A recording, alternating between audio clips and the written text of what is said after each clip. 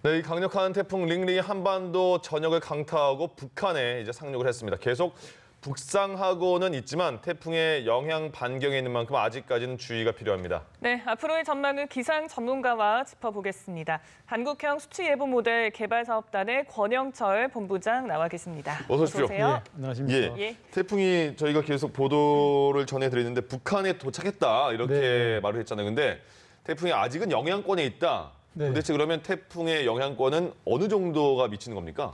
태풍의 영향권은 주로 강풍 반경으로 많이 얘기하는데요. 예. 강풍 반경은 정의상 초속 바람 속도가 초속 15m. 예. 그러니까 이게 시속으로 따지면 약 한 60km 예. 그 정도 됩니다. 네, 예. 그 그게 반경이라는 건 영향 미치는 그렇죠. 반경이요? 그게 그렇죠. 아, 태풍 영향 반경으로 되는데 그럼 북한에 지금 올라갔는데 60km 정도. 아니 근데 60km 시속 60km 정도 아. 바람 속도가 속도가요? 예, 그렇죠. 속도가 예. 그렇게 미친다. 예, 예, 네. 그렇죠. 알겠습니다. 그러니까 이번에 좀 바람이 강해서 여러 가지 피해도 발생하고 있는 상황입니다. 흑산도 같은 경우에는 최대 풍속, 순간 최대 풍속이 초속 54.4m에 달하기도 했었거든요. 네, 네. 이 정도면 뭐 사람도 날아가고 굉장한 피해가 발생할 수 있는 정도라고 하는데 네. 평균 지금 풍속이 어느 정도로 보면 될까요? 지금 현재 우리나라에서는 평균적으로 한 10에서 15m 초속 그 정도 되지 않을까 싶은데 그건 제가 지금 확인을 좀 해봐야 되기 때문에 예. 지금 일단 북한으로 정확한, 갔고. 그렇죠. 예, 예. 그렇군요. 네. 자, 태풍에 이제 남쪽에서 쭉 올라오지 않았습니까, 이번에? 그래서 굉장히 피해를 지금 많이 보고 있는 상황인데 네. 북한에 지금 그 태풍이 갔다고 들었는데 그러면 우리는 언제쯤 안심을 할 수 있을까요?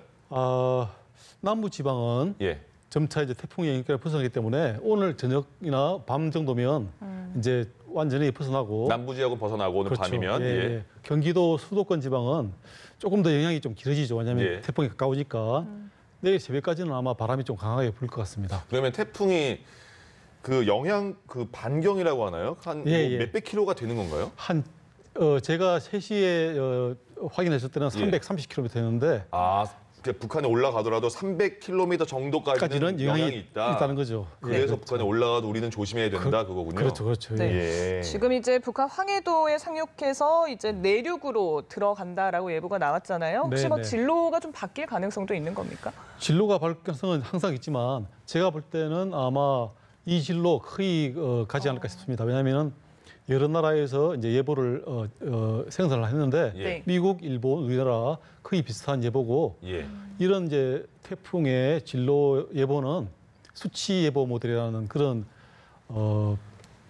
컴퓨터 프로그램을 써서 하는 건데 네. 예. 세계가 비슷하게 나왔기 때문에 저는 조금 달라질 가능성도 없진 않지만 예. 거의 뭐 비슷하게 가지 않나 그렇게 예상하고 있습니다. 그럼 본부장님 이걸 한번 좀 쉽게 설명해 주시면 좋을 것 같은데요. 태풍이 네, 네. 어떻게 구성이 되는가 그리고 예. 어떻게 만들어지고 이번엔 또 비보다는 바람이 굉장히 많지 않았습니까? 네, 네. 왜 그런지 그리고 태풍이 네, 이제 저희가 블라디보스토크까지 갈 것이다 거기서 이제 사라질 것이다 말하는데 사라지는 건 어떻게 사라지는지도 궁금합니다. 네네. 예.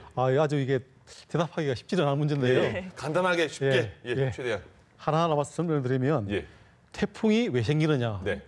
그거는 지금 과학적으로 몇 가지 이론이 있는데 두세 예. 가지 이론이 있는데 확실하게 밝히지는 않았습니다. 그렇군요. 하지만 이게 태풍도 일종의 저기압이고 구름이 생겨서 비가 오는 현상인데요. 예.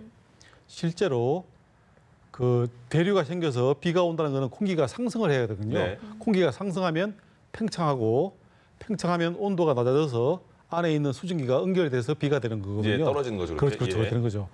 근데 그런 적도 지방에 그런 비는 하와이라든가 이런 이제 필리핀 보면 예. 낮에 비가 오면 30분 만에 없어지거든요. 네. 그 태풍은 좀 특이한 케이스죠. 그렇습니다. 만들어져서 일주일 이상 생겨서 스스로 계속 오가나이 되거든요. 그게 이제 다양한 이론이 있는데 어떤 이유에 의해서 그런 대륙 규모의 구름들이 모여서 자체적으로 서스테인 될 수 있는 그런 시스템을 만든다는 거죠. 예. 그래서 그 시스템으로 바다에서 증발된 수증기가 모여서 네. 올라가서 이제 연결되겠죠. 네. 그러면 열이 방출되거든요. 예. 그럼 따뜻해지겠죠. 네. 그럼 저기압이 더 강해지겠죠. 그럼 수증기가 더 모이거든요. 아. 그런 식으로 계속 이제 반복되는 거죠. 그래서 이제 크게 뭉쳐서 이렇게 훅 한 번 이동한다 그런 말씀이군요. 맞습니다. 예, 예, 예. 그러니까 알겠습니다. 이동 경로를 보면 바다에 있을 때 그런 수증기를 먹기 때문에 강도가 클 것 같고 네, 네. 육지로 가면 조금 소멸하지 않을까라는 생각도 드는데 맞습니다. 이번에 육지에 와서도 강도 강의 위세를 그대로 유지를 했었거든요. 그게 왜냐하면 이제 관성 때문에 그런데요. 네. 실제로 태풍이 태풍도 발생도 관성이 있군요. 일단 유체니까요. 예. 유체는 이게 한번 움직이면 세우려면 좀 힘이 필요하죠. 네. 움직이는 물체는. 음. 그런데 이제 아까 말씀하신 대로 태풍은 바다에서 생기는 거거든요. 예. 수증기가 모여서 예. 잡열이 방출돼야 되니까. 하지만 육지에 상륙하면 수증기가 아무래도 적죠. 물기가 없으니까요. 물기 없으니까. 예. 그러니까 이제 그 잡열이 방출이 안 되고 공기가 따뜻해지지 않기 때문에 저기압이 점점 약해지는데 예. 아까 말씀대로 바로 소멸되지는 힘들죠. 네. 그런 이제 어떤 공기가 움직이는 힘이 유지되는 때문에 예. 한 며칠을 가서 이제 소멸을 하는 거죠. 아, 네. 그러면요. 그 이번에는 비도 물론 오긴 왔지만 네, 네, 네. 이번에는 바람을 조심해라 이런 거였잖아요. 그렇죠. 왜 이렇게 바람이 강하고 비는 들어오고 이게 뭐 가을 태풍이라 그런 겁니까? 아니면 왜 이번 태풍이 좀 특이한 겁니까? 그게 이제 가을 태풍이라서 그런 건 아니고요. 예. 네. 실제로 아까 말씀드린 대로 태풍을 만들려면 수증기가 연결돼서 공기를 따뜻하게 하고 비가 네. 와야 되는 거거든요. 예. 그러니까 비하고 태풍의 강도하고는 좀 비례하는 예. 추세죠. 네. 사실은 비가 많이 오면 바람도 많이 부는 게 사실은 맞아요. 예. 근데 이번 태풍은 이제 바람이 적게 부른다고 했는데 그게 사실은 뭐냐면 태풍의 서쪽, 그러니까 서해안 쪽에는 비가 좀 많이 왔거든요. 네. 그래서 조금 이제 우리나라에서는 비가 적게 와서 이제 비가 좀 적게 온 것처럼 그러니까 느껴지지만 서쪽이라는 거는 태풍이 이렇게 가는데 태풍에서 왼쪽 왼쪽 말하는 그렇죠. 거죠? 그렇죠, 그렇죠. 아. 그리고 예. 비태풍이라든가 바람태풍이라는 용어가 네. 사실은 과학적으로는 그런 용어가 없어요? 없고 아. 현상적으로 예. 주로 바람과 비는 비례를 하지만 예. 조금 이제 편차가 있거든요. 아. 그래서 약간 바람이 센 태풍은 바람태풍이라고 바람태풍. 아. 하고 그렇게 편의상 그렇게 부르는 거군요. 부르는 거죠. 예, 예. 그렇군요. 예. 그리고 이제 앞으로 올해 가을에 또 이런 태풍, 강한 태풍이 올 가능성도 얼마나 남아 있을까요?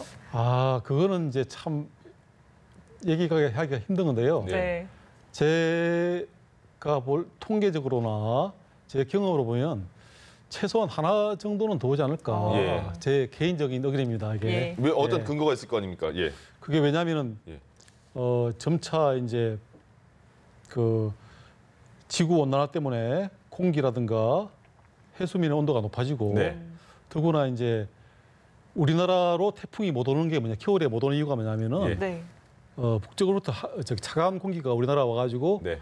우리나라 쪽에 이제 고기압이 생기면 주로 이제 중국 남쪽으로 태풍이 지나가거든요. 네. 아. 그게 이제 온난화 때문에 그런 찬 공기의 세력이 약해지면 아무래도 예. 우리나라에 올 가능성이 전혀 없다고는 볼 수 없죠. 예. 네. 예, 올 가능성이 저는 0.7개 정도, 70% 정도는 아. 있다고 저는 생각합니다. 알겠습니다. 그럼, 예. 근데 제 개인적인 의견입니다. 네. 예, 알겠습니다. 네. 뭐 확실하지 않을 수도 있죠. 태풍이 어떻게 만들어지는 것도 아직 드러나지 않았으니까요. 그렇죠, 그렇죠. 예, 예. 예, 예. 자, 그러면 지금 마지막으로요. 그러면 지금 기상 상황도 굉장히 많이 전 세계 지구가 변하고 있지 않습니까? 네, 네. 그러면 이제 비도 언제 뭐 장마 시기도 굉장히 우리가 바뀌고 예측하기도 어렵잖아요. 네. 이 기후 현상과 앞으로 뭐 태풍과 폭우 어떻게 저희가 예측하면 될까요? 예, 사실 그것도 사실 좋은 질문이고 예. 아직까지 과학적으로 결론이 확실하게 나진 않았지만 예. 네. 몇 가지 말씀을 드리면 태풍이 아직까지 결론이 안 난다는 건 처음 알았습니다. 아직 과학적으로. 과학적으로 지금 생성 원인을 예. 이론은 몇 개 있는데 예. 두세 개 있는데 그러니까요. 예. 그리고 이제 기후 변화 문제도 말씀드렸는데 결국에는 태풍이 얼마나 강해지느냐, 예. 얼마나 많이 생기냐 두 가지가 아니겠습니까? 네. 그런데 그동안의 연구 결과를 제 나름대로 파악하기로는 태풍이 강해지는 거는 어느 정도 많은 동의가 이루어진 것 같아요. 예. 그 연구하는 그 커뮤니티에서. 하지만 태풍의 개수가 늘어날 것인가에 예. 대해서는 조금 이제 여러 가지 불확실성이 좀 있는 것 같습니다. 예. 알겠습니다. 오늘은 여기까지 듣겠습니다. 한국형 수치 예보 모델 개발 사업단의 권영철 본부장님과 함께했습니다. 고맙습니다. 고맙습니다. 네, 네, 감사합니다.